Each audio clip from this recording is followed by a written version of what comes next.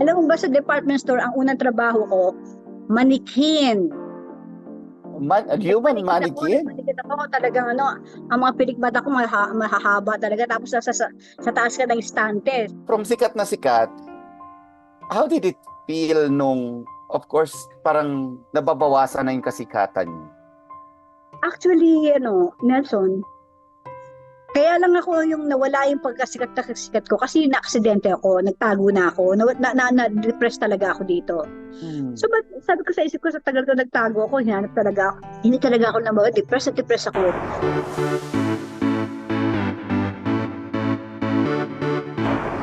Hello, updaters, and welcome to my podcast, Updated with Nelson Canlas, your source for the latest showbiz updates. Kung laking 80s kayo, for sure kilala niyo ang guest natin ngayon. Bumida siya sa ilang sexy comedy films at maraming nahook sa disco hit niya noon. Ang galing niyang sumayaw, binansagan siyang Miss Body Language. Let's welcome on my podcast, Miss Body Language herself, Miss Pia Moran.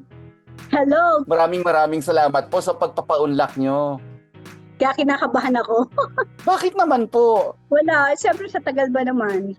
Wala, masaya ako nakausap kita in person. Mas masaya po ako. Kanina nga po, di ba, bago tayo magsimula, sinabi ko, habang lumalaki ko ako, yung mga kapatid ko, lahat kami. Actually, lahat ng kilala ko noon ay talagang hook na hook sa body language.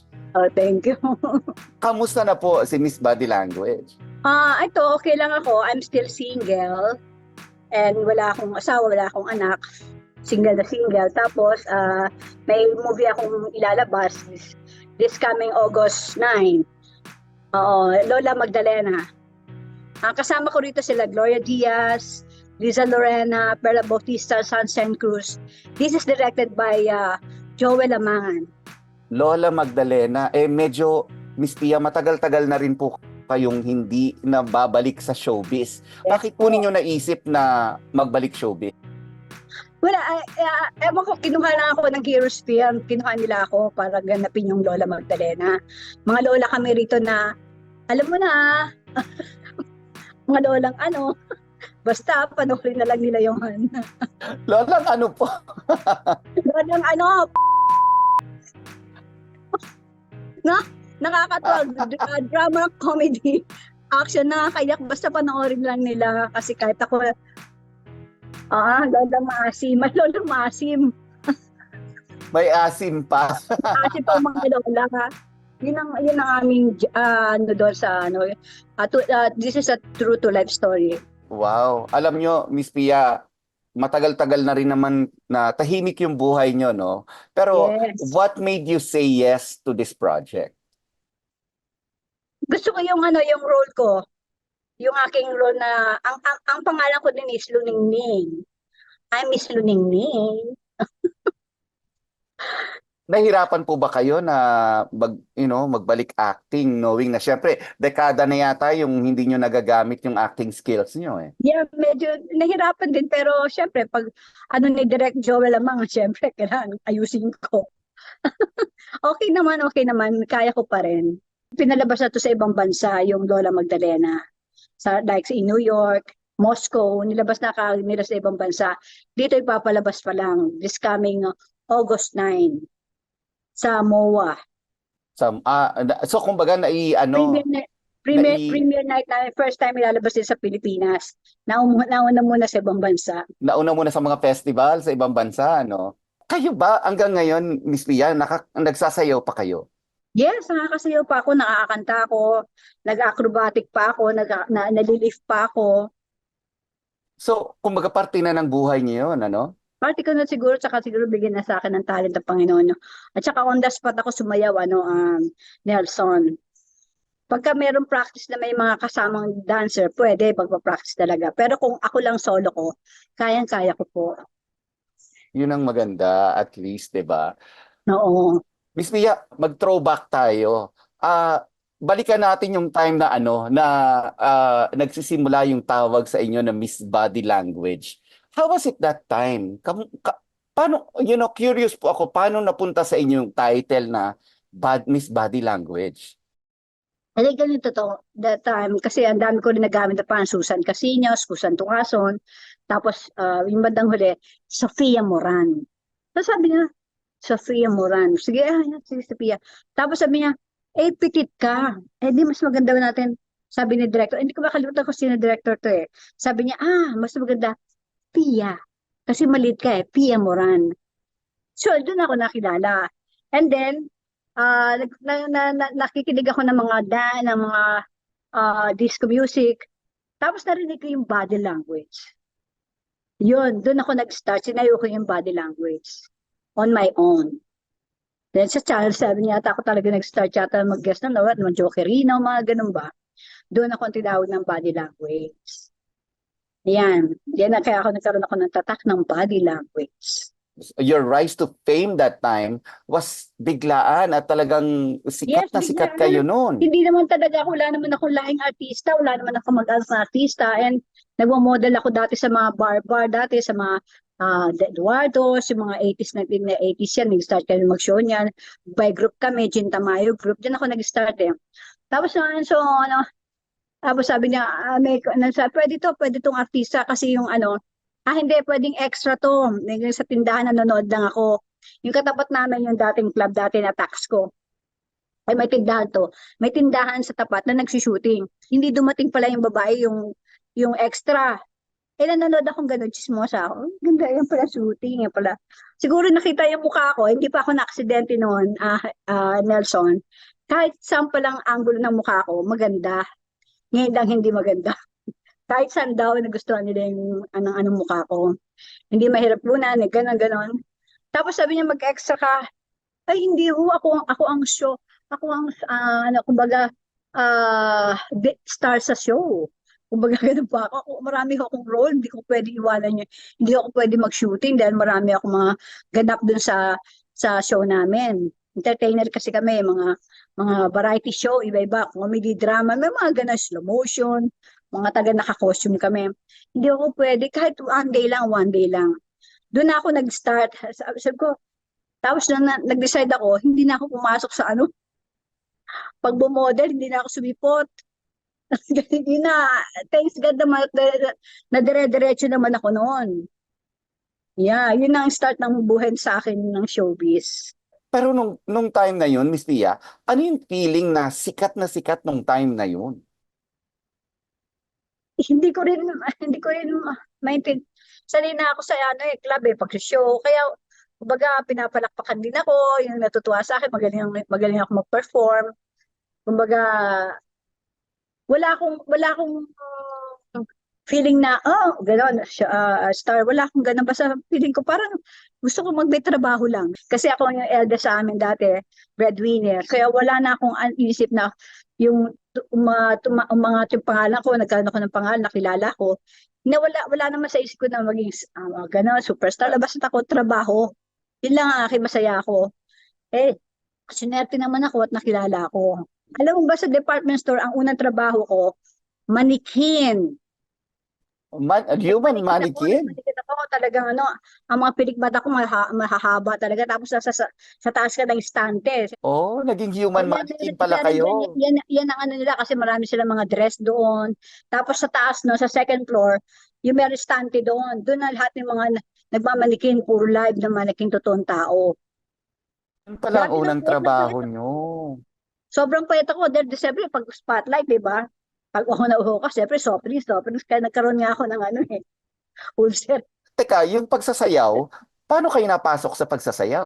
Kasi nagsishow kami, pagkatapos ng trabaho namin, pupunta kami may mga schedule kami sa Taxco, dito sa Timog lang yan, inikot namin, may mga show pa noon dati, lunch, di ba? Usong-uso nung araw yan. Lagari kami, punta kami Eduardo, sa Tonight, sa Ross Boulevard, iba-iba. By group talaga kami. Yun. Ako pa yung pinakamaliit sa lahat. Ang lalaki ng mga kasama ko, tataas. Wow. Mm-mm. Yes. Mm-mm. Doon ako na-train. Kahit na mag-lip sync, magsayaw ng mga grupo, tapos mga slow motion, mga ganon. Naghahabulan sa beats, mga ganon ba?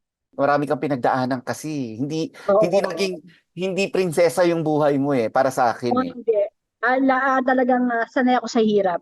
Mm. Kumbaga, ang alam mo ba, ang ano ko, hindi ako nakatapos ng pag-aaral, hindi ako hanggang first year high school lang ako.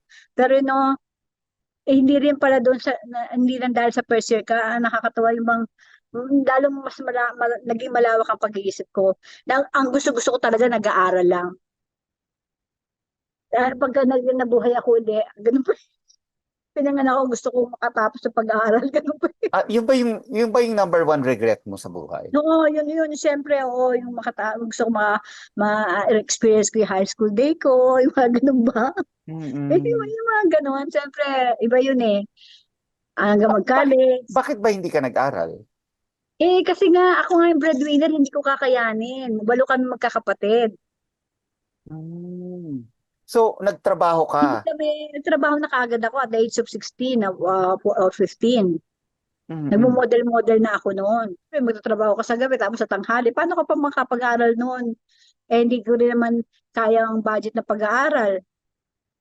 O, ako yung talagang breadwinner sa amin. Di ba? Mahirap 'yun. Ang hirap, di ba? So Mm. ako na lang, parang, pagka nakakita ko mga friends kong gano'n, nakakasama ko, proud ako. Miss Pia, nabanggit mo kanina, no? Tatanungin ko lang, sabi mo na aksidente ka. Anong nangyari noon? And that's sa East Avenue yan eh, may na-aksidente akong tao, namatay siya, matanda, kasi tapos ako dito, nasira yung dito ko. Inano ko siya, dinala ko kagad siya sa East Avenue. Ano po ito? Nagmamaneho po kayo? Ganon? Oo, namamaneho ako noon. Mm. Ano pong natutunan ninyo out of that accident? Be careful lang kasi kailangan dapat active ka sa mga kung saan ka dadaan ng ganito. Active ka dapat kung ano yung sa lahat ng dadaanan mo, dapat alerto ka talaga. Oo. Alerto naman ako noon. Pero, ito Miss Pia, ha? Okay, medyo lilihis lang ako ng konti dun sa ano. Ano yung Tsaka yan? pepreno lang ako. Nervous din ako niyan. Hindi, kasi di ba, from sikat na sikat, how did it feel nung, of course, parang nababawasan na yung kasikatan niyo? Actually, Nelson, kaya lang ako yung nawala yung pagkasikat na sikat ko kasi na-aksidente ako, nagtago na ako, na-depress talaga ako dito. Hmm. So, sabi ko sa isip ko, sa tagal ko nagtago ako, hinanap talaga ako. Hindi talaga ako na depressed at depressed ako. Ang ano ako, nagjajapan na lang ako, ganun ang ginawa ko. Since na-aksidente ako. Sa akin, thankful naman ako. Yung aking attitude, same pa rin ng dating nagtatrabaho ko nung araw. Nag-work ako dati as a model. I would like to say this, I think that is what keeps you young. Yung sa tagal lang usap natin ngayon, yun yung hinahanap ko eh. Parang, ano ba yung nagpapa-young kay Miss Pia? Feeling ko yung attitude mo nga. Yes, yung attitude, tinanggal ko sa sarili ko. Kahit na nagtatrabaho pa ako bago yung ako yung breadwinner, tinanggal ko yung maging mayabang, yung mainisin, yung pa-stressin ko sa sarili ko na hindi naman kailangan stress. Yung problema, dumarating talaga, kailangan i-solve mo, di ba? Na-aksidente ako, siguro kasalanan ko, Lord, so patawarin mo na lang ako, accept it. Ganon. Kailangan i-accept mo sa sarili mo at wala kang galit sa sarili mo sa ibang tao, yun na nakakabata sa akin. Pero yun yung pivotal point ng buhay mo, no? Nagkaroon ako scandal din nung araw. Nag-vice ako dati. Na-experience ko lahat yan. So lahat yung tinanggap ko, lahat ng pagkakamali ko. Hindi ko itinago. Kasi kung minahal ko yun at kinimkim ko, siguro hindi ganito itsura ko. Maganda yung lesson na makukuha natin dyan, Miss Pia, no? Sabi mo nga, there is life after scandal, there is life after yung magkaroon ka ng vices. Yeah, so, You can move on from that eh. yes, kailangan tanggapin mo yung pagkakamali mo. And then magbago ka kasi siyempre pag bata ka pa, makakasama ka iba-ibang ano. So hindi ko inano sa ibang tao yung pagkakamali ko, sinisew, nagalit ako. Kaya wala sa puso ko yung ganun eh. Kaya siguro ano na rin sa akin yung pagkabata, kahit na edad kong ganito, yung be yourself, maging totoo kayo, tanggalin mo lang yung mga bias na attitude mong hindi magaganda. Tanggalin mo na sa life mo. Kasi Mm. I'm senior na. At least, wala akong maintenance. You know, Mm-mm. at Mm. my At age. kakasayaw ka pa.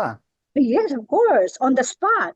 Miss Pia, ano po ba ang Or meron po bang tao na nakatulong sa inyo to get out of that depression na sinasabi nyo? Tayo mismo sa sarili natin ang magtatanggal kung ano man yung ginawa mong depression sa sarili mo, na ginawa mong pagkakamali, acceptance kung wala ka noon, hindi ka mag-move on. I don't know kung bakit itong feeling ko ngayon na senior na ako. Sabi ko sa sarili ko, pagtanda ko, I promise to myself na hindi ako mukhang ugod-ugod o yung gano'n, parang ganyan. Kailangan kahit na 60 plus ako, kailangan ano pa rin ako. Di Bongga ba? pa rin. I can dance, I can sing, I can perform, di ba? Yun ang Mm-mm. hiling ko sa Panginoon. Kaya nga yung mga alam natin sa sarili natin na meron tayong bad attitude na dapat natin tanggalin talaga. Kaya siguro, I feel young, kahit na senior ako, wala akong pakialam kahit sa doon punta, kaya ko dito punta, lakad ako dito, lakad ako dyan, wala akong pakialam. Kung kakilala man ako noon, okay, walang kotse, okay, go, walang kotse na magagawa. Oy, Pia, ba't jeep ka, baka sa mag-jeep. Kailangan ma-experience naman, ako nga, artista na kilala nyo, nasira yung kotse ko di ba? Kasi ang kotse ko magagawa ko, o kaya nabenta ko. Aalis ako, kailangan ko ba explain? Yung mga attitude, mga low na tao yun, kailangan hindi mo patulan. Mm-mm. Ako nagpapatawa pa. Minsan pagka titingin, may gano'n sa jeep, di ba? Mm-mm. Tingin-tingin. Tapos sabihin, Miss Pia, ikaw po ba si Miss Pia mo yan, di ba? Mm-mm. Oo, pwede ba pakuha? Sige, pakuha tayo. Di ba? O, di ba? At least napasaya mo pa yung tao. Yeah, pinasaya mo pa sila. Kasi ganun ako At my age, gusto ko yung nagpapasaya ko yung tao kahit hindi ko kakilala. At pinuri naman ako. Ako pa mismo yung approach sa kanila na maganda, di ba? Yun yung mga lesson na natutunan ko sa buhay ko na kung ano man yung mga pangit sa sarili natin, ng mga attitude, yung galit sa tao, dapat tanggalin natin lahat yun. So, yun ang inihi ko sa Panginoon. Sabi nyo nga na bisyo, medyo na bisyo kayo dati, nagkaroon kayo ng scandal. Ito po ba resulta ito nung depression nyo because yung sa aksidente? Hindi naging resulta siguro yung nangyari sa akin yun siguro yung lesson sa akin yung ganun. Hindi ko gusto mangyari yon. It's a lesson. Ayaw ko man mangyari pero nangyari, di ba? Pero hindi ko na ginawa. Natuto ko sa ginawa kong pagkakamali sa sarili ko. Di ba? Yung scandal, pagkakamali mo sa sarili yon, di ba? Yung ginawa mo yon. Hindi mo naman gustong ilabas yun. Pero nangyari. Kababayaan ko rin yun. Di ba? Yung mga mali kong ginawa sa buhay, tinanggal ko na at hindi ko na uulitin pa. At maganda nun kasi, di ba, kung may nangyaring masama, hanggat wala ka namang nasasaktang ibang tao, Oo. iangat mo na lang sa Panginoon and move Yes, on from amen. it. Totoo yan. Ingat mo kung wala. Ang importante, ang aking sa lesson, yung ah, wala akong natapakan na tao, nasaktan. Kung may nasaktan naman akong tao, humihingi ako ng tawad. Lumalapit ako, I'm sorry ko ano man yung hindi ko man alam na gawin, nangyari pala yan, sorry kung may pagkakamali ako, humingi ako ng sorry. Para maluwag ang puso mo, 'di ba? Ang nararamdaman mo, wala kang galit sa kapwa mo. Kasi pag wala kang galit sa kapwa mo, lahat ng gagawin mo susunod na maganda, lahat ng gagawin mo because of God. At yan ang nagpapaganda sa inyo. Yes. Miss Pia, okay, di ko naman na itatanong kung ilang taon na kayo, no? Parang, Oh, I'm senior. I'm 61. wow, okay. Since galing sa inyo, ayokong sabing senior na kayo eh. Pagka sinasabi nga, ay naku, senior na ako, ito ang senior ID ko, pwede ba gamitin to? Ay, parang hindi ka 60, parang hindi ka senior. Ikaw naman, ito parang meron akong discount. So, na-enjoy nyo na ID nyo, no? Sabi ko nakakatuwa. Oo, laki kaya ng discount. Hindi ako nahiya. Siyempre, isang experience ko, nasa kanya ko sa jeep, di ba? Mama, kuya, to, senior to, Walang pakialam. Di ba? Joy lang ang beauty. Makilala man ako, hindi ako makilala, it's okay with me. Kasi napagdaanan ko na yung mga hirap, saya, yung bang, tapos kahit na hindi ako nakilala ngayon, dahil minsan nagbabago nga itsura, di ba? Nagbago talaga. Minsan Mm-mm. pagka mag-vlog ka nga or mag-live ka, Miss Pia, ba't ganun tabingin yan na naman? Kailangan ko ba bang explain yan? Kung huwag kayong manood. Hindi ko na kailangan explain. Ako, Diyos ko, piyamura na po ako. Basta maraming salamat at nag-join kayo sa live ko. Eh, kasi pagka ikwento ko pa, masyadong mahaba naman. Hayaan nyo, natanggapin nyo na yan. O, di ba? Eh, maganda pa rin naman. At ano Kaya, naman irereklamo nila? kaya nga, di ba? Hindi na nga ako magla-live. Hindi, bibiro lang ako kasi siyempre nagpapatawa kami sa tao kasi masaya-masaya sila, nakita rin nila ako. Miss Pia, kamusta naman ang love life mo? Bago lang ako may boyfriend ngayon. 7 years akong walang boyfriend. So ngayon pa lang ako nagkaroon ng boyfriend. Enjoy na enjoy ako. Masaya-masaya ako ngayon dahil may boyfriend na ako. Kasi ito, dapat last sa 2020 dapat, hindi lang kami natuloy. So this is it na nag-decide ako na sagutin ko na siya. He's a nurse at mas bata siya sa akin. He is 32 years old. Wow! Parang kinikilig kasi ako dyan sa kwento nyo. Finding love kasi at a certain age, yun ngang medyo bata-bata ka, mahirap eh. And some people might think na as you grow older, mas Yes. mahirap makahanap ng love. Kaya nga, I didn't know na makahanap ako ng at my age. Kasi happy na ako sa 7 years na walang boyfriend eh. No problem, single, walang iniisip na ganyan, hindi ako. Ngayon bumalik na naman ako, nag-boyfriend na naman ako. So, excited na ako na magkaroon ng boyfriend ngayon. Masaya ako have boyfriend. Kaya po pala yung glow nyo, ibang klase ang glow ninyo. Nung actually, updaters, nakita ko si Miss Pia a few weeks back, Yeah. sa studio. Oo. Talagang, nung nakita ko siya, sabi ko, hindi ako makapaniwala kasi ang bata ng glow nyo eh. Kasi ang alam ko, bata pa lang ako, sumasayaw na kayo ng body language. Para naman, para hindi ka makapaniwala, senior na ako. Sa totoo lang po, you had to say it. You actually had to tell me na senior na kayo. Oo. At saka lang ako naniwala. Pero updaters, pag nakita nyo si Miss Pia in person, she's glowing and she's looking young. Yes, thank you, Nelson. Oo, thank you so much. At kahit sino naman tao na makita ko, talaga sinasabi ko yung age ko, hindi sila makapaniwalang 61 na ako, senior na ako. Eh ano ba naman, 80s ako nag-start, bilangin niyo yun. Ganun pa. Oo nga naman. Oo nga, unless nagsimula kayo ng 2 years old, ng Yeah. 80s. Miss Pia, teka muna, ano po ba yung, since love life yung napag-uusapan natin, ano po ba yung mga challenges, knowing na syempre, ilang years yung agwat ninyong dalawa eh. Nagkakaroon ba kayo ng generation gap? Wala, wala. Eh, secret eh. Pag tayong dalawa na lang, ganun pa. Hindi ko pwede sabihin sa iyo kung ano yung naranasan ko. In 7 years na wala akong boyfriend. Pero Miss Pia, ano yung, kumbaga, ano yung magandang ikwento ninyo kung bakit po kaya, you're still in love, pareho kayong, you're still, kumbaga, nagbibigay ng glow sa isa't isa. Nelson, bago pa lang kami, no? Months pa lang kami. Pero yung feeling namin, parang matagal na kami mag-boyfriend, mag-sweetheart. Ganun ang feeling. So sana ito, I pray na magtuloy-tuloy itong relasyon namin at baka next year, baka magpakasal or what. I don't know, basta I pray for that. Hindi muna ako magsasalita. Sa kanila pagka talagang ikaw ang una kong tatawagin. Ay naku, aasahan ko po yan, Miss Pia. Sabi ko, ang una kong kaya ko na kasi sinabi, ayoko masirang ko. At least, di ba? Iba yung nararamdaman ko ngayon, di ba? Diba? At least, diba?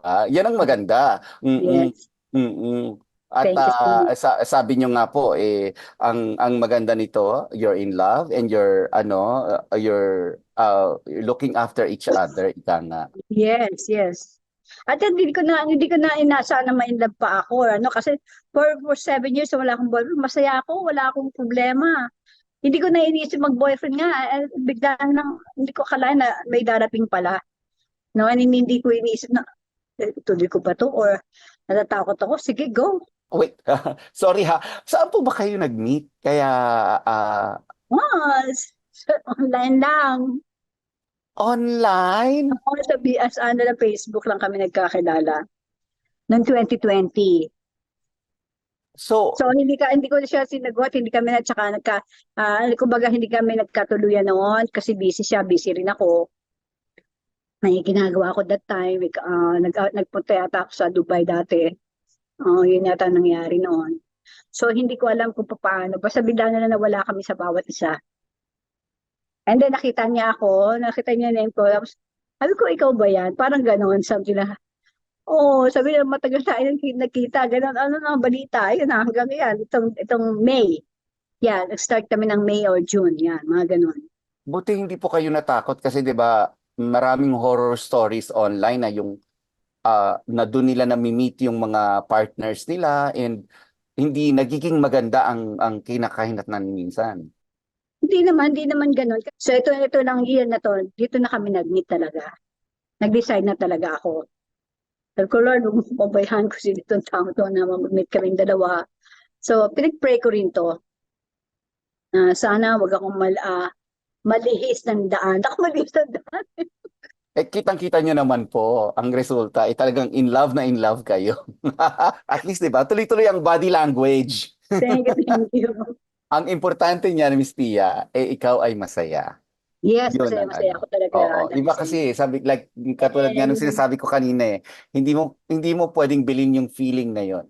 oo, And totoo, totoo. pwede tayong makahanap ng ganong kasiyahan sa, hindi, probably hindi sa isang boyfriend, pwede sa Hindi. kaibigan. Teka muna, before I let you go, Miss Pia, ano ang papapayo mo doon sa mga taong, of course, dumaan ka doon sa, nalugmok ka sa, you know, yung um, sa mga challenges ng buhay. And hindi sila makalabas-labas doon. Ang masasabi ko sa mga tao na, tao nga tayo talagang mararanasan natin lahat na iba-ibang klaseng problema. Ngayon, kapag hindi mo talaga inilabas masyado mong minahal yung problema mo at hindi ka makamalabas-labas, hindi ka talaga labas. Ang may papayo ko sa kanila, magpakatotoo kayo sa sarili nyo, tanggalin niyo yung mga ano yung pangit sa sarili nyo. Kung ano, alam natin yan kung ano yung pangit sa sarili, ugali natin eh. Ako, ganun na nangyari sa akin. Tinanggal ko Mm-mm. yung mga pangit, yung selos, yung inggit, yung maninira, at saka yung makikimkim ka ng galit sa puso mo, huwag na. Tanggalin na natin yun. Yung problema, talagang dumarating yan. Iba-iba nga lang ang problema. Ang gagawin lang natin, isa-solve natin. Pag hindi natin kaya, medyo tumibay muna tayo, tapos saka natin balikan. Ganun na nangyari sa akin sa buhay ko. Na hindi ako nag-take ng, na kailangan sa sarili ko yung mga pangit sa buhay ko tanggalin ko at lagi kang umano sa Panginoon. Humingi ka ng tulong, humingi ka ng kung ano bang magandang bigyan kanya ng sign na maganda para ano bang magandang best na matatanggal para sa akin. At sabi nga nila, di ba, kung may pinagdadaanan ka, daanan mo lang, wag mong tambayan. Yes, totoo yan. Ako, siyempre, minsan hindi na rin ako lumalabas. Para rin akong bagong artista rin, ha? Ay, ikaw ba yan? Yung mga ganun ba eksena, nakakatuwa. Kasi pinupuri ka nila eh. Kasi wala akong pakalam kung purihin ka o hindi ka purihin o purihin ka pero nakaharap. Pero pag nakatalago, di ba? Ay, wala akong pakailan. Basta kayo binati ko, okay. Sa puso ko, eto ako, yan. Di ba? Yun lang yun eh. Eh, Kaya, eto, ano naman ang ako, masasabi nyo doon sa mga sikat ngayon, tapos sobrang yabang na? ay, nako. Yan. Hindi kayo magtatagal sa showbiz. Pag sobrang sikat kayo, tapos mayabang kayo, may attitude kayo, sandali lang po kayo. Lalo yung mga kabataan ngayon, may advice ko, lalo sa trabaho natin sa pelikula, sa TV, kahit saan mga show, kailangan maging mabait kayo. Kasi iba-ibang tao makakamit mo at hindi naman lagi mo may meet yan, paminsan-minsan lang. Kaya tanggalin mo lang yung yabang. Kasi pag mayabang ka, sandali ka lang. Mawawala ka kagad. Yun Hindi ang, ka tatagal sa yun ang showbiz. staying power, ano? Yung ugali Yung, talaga. yung ugali, yung attitude, kailangan yon. Mm-mm. Pagka may maganda kang puso, nandiyan ka pa rin sa showbiz. Mm-mm. Kahit saan man lugar, kahit wala sa showbiz, basta maganda ang puso mo at marunong ka makiano, at yung yabang mo, mayabang ka, hindi ka magtatagal. Kahit anong trabaho, kahit nasa kumpanya ka, kahit nasa katulong ka dyan or what, Oo. diba? Mm-mm. Yun. Yun namang mga taong hindi makaalis-alis sa mga bisyo nila. Pinagdaanan mo yan eh. Nakakaloka kasi kasi yung pinagdaanan kong bisyo, nakita ko, ay naku, talagang walang mangyayari dito. Please, tanggalin nyo na yan. Huwag nyo mahalin yan. Walang mangyayari. Ang mga masasabi ko dyan sa mga kabataan, please, kung pinag-aaral kayo na magulang nyo, ay nako, gawin nyo mag-aaral kayo mabuti. Mahalin nyo yung pag-aaral nyo. Dahil pag nawala na ang magulang nyo, wala na. Wala nang mag-ano sa inyo, magagastos or what. Kaya kung may mga barkada kayo na alam nyo na mali ang papasukan nyo, huwag nyo lang pasukan, lalo mga kabataan ngayon. Huwag na daw, huwag nyo nang itry. Or ano, basta umiwas na lang kayo, mag-aral kayo, kasi iba yung may pinag-aralan eh. Iba yung may natapos.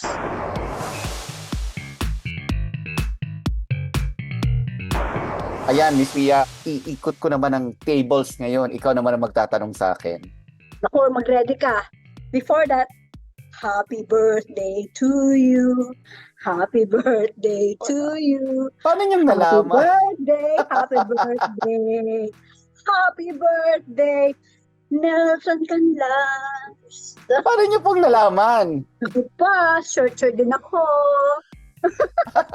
Diba? Wala na akong maiuwi sa'yo kasi nasa iyo na lahat eh. Ang wish ko sa'yo, good health. Yeah? Maraming salamat. Lahat- Kailangan nating and lahat yan healthy, ngayon. yes, and healthy. Kailangan nating lahat yan ngayon. Okay, ready ka na ba? Naku, alam niyo, Miss Pia, sige. Meron ka bang love life ngayon? Ay, oo naman po, Miss Pia. O, tignan ko. Siyempre, kailangan tanong ko rin yun eh. Kasi sinesearch ko, hindi ko pa makita. Kaya gusto ko nga itanong kay Nelson kung sino kaya ang love life niya o may love life siya. Meron po akong love life. Actually, kasal na po ako. Kinasal po kami nung husband ko sa Wisconsin 5 Wow. years ago. So, buhay na buhay po ang love life ko. Wow, congratulations. Yung buhay asawa, pag-asawa mo yung husband, masaya ba kayo? Ay, masaya po. Kasi ang importante, kami malawak din yung generation gap namin, 15 years. Kasi ako 54 na, siya mag-38 pa lang siya, wala pa siyang 40. So, medyo mahirap minsan, hindi kami nagkakaintindihan sa mga Oo. bagay-bagay. Pero ang maganda, ang importante kasi dyan yung communication.